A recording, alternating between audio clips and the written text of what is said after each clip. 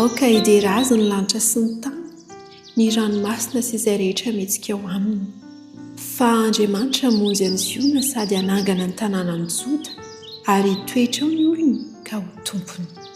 Salamo 8:30, 4:4 sy 5:30.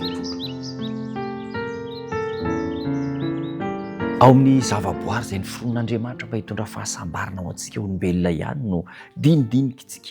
Ny antony dia tsotra ihany, maneho amintsika ny fitiavan'Andriamanitra antsika, maneho ny fitiavan'Andriamanitra antsika dia tomombana ny fahavelomantsika. Ary ny faharoa dia izao, tokony hisaotra an'Andriamanitra isika, ankalaza sy hidera azy, ary tsy tokony hisy olona mihitsy zany eto ambonin'izao tontolo izao tsy hidera an'Andriamanitra raha toa ka mampiasa tsara ny sainy mandinika ny zavaboary, hoe avy aiza moa reto zavaboary reto, iza ny namorona azy, inona no asany eo amin'ny fiainantsika zanak'olombelona.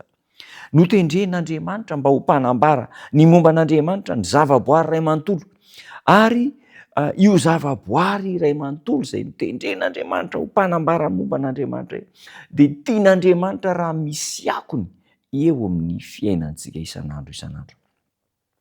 Tsy mbola voafafa ny lesona avy amin'Andriamanitra amin'ny alalan'ny zavaboary, ary rehefa diniana araka ny tokony ho izy ny alalan'ny zavaboary dia hita fa miresaka momba ilay Andriamanitra mpamorona antsika. Boky mivelatra ny natiora ry namana malahy, boky mivelatra izay tokony ho vakiany tsirairay avy, indraindray mampalahelo.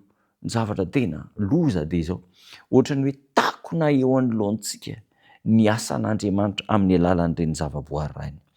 Izay boky mivelatra tokony hamerenana indray eo amin'ny mpanota ho amin'Andriamanitra. Rehefa diniana ny asa tanan'Andriamanitra dia tokony maharesy lahatra eo an-tsain'ny fanahy tsirairay, tokony ho resy lahatra ny fanahy tsirairay avy. Tsy faharesen-dahatra ateraky ny hoe tahotra na ny lojika an-javatra, izany toy faharesen-dahatra izany. Raha tsy hoe ka tena maizina loatra ny saintsika ka tsy mahalala an'Andriamanitra intsony dia jambena ny momba antsika, arafesina ny momba antsika, arafesina ny saintsika, tsy mahalala izay ataon'Andriamanitra. Andriamanitra dia miteny amintsika amin'ny alalan'ny zavaboary, manambara ny fitiavany antsika amin'ny alalan'ny zavaboary. Tiantsika loatra Andriamanitra, saingy jamba indraindray ny masom-panahintsika ka tsy mahalala an'izany. Ny fomba mahomby indrindra izay hoentina mampianatra ireo tsipino sy ny jentilisa izay tsy mahafantatra an'Andriamanitra dia amin'ny alalan'ny asan'ny tanan'Andriamanitra irery ihany.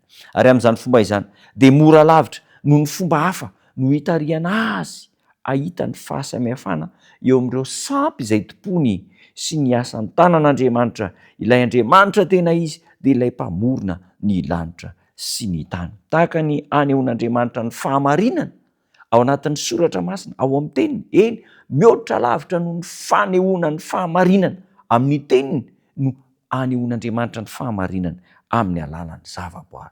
Io izany ilay atao hoe verimberina ihany, révélation par la nature, fanehoana ny fahamarinan'Andriamanitra amin'ny alalan'ny zavaboary. Dia misy koa ny atao hoe révélation par l'écriture, fanehoana ny tenin'Andriamanitra, ny fomban'Andriamanitra ny fahamarinana amin'ny alalan'ny soratra. Ka ny soratra dia ny baiboly, tenin'Andriamanitra, ny fanahy ny faminaniana. Fa ny zavaboary dia ireo manodidina antsika nomen'Andriamanitra. Ka izao ireo izay tsy mahay mamaky teny zany dia tokony amin'ny alalan'ny zavaboary dia hitodika amin'Andriamanitra. Ho an'ireo izay mamaky teny moa vao maika mitombo izany fahafantarana ny fahamarinan'Andriamanitra izany.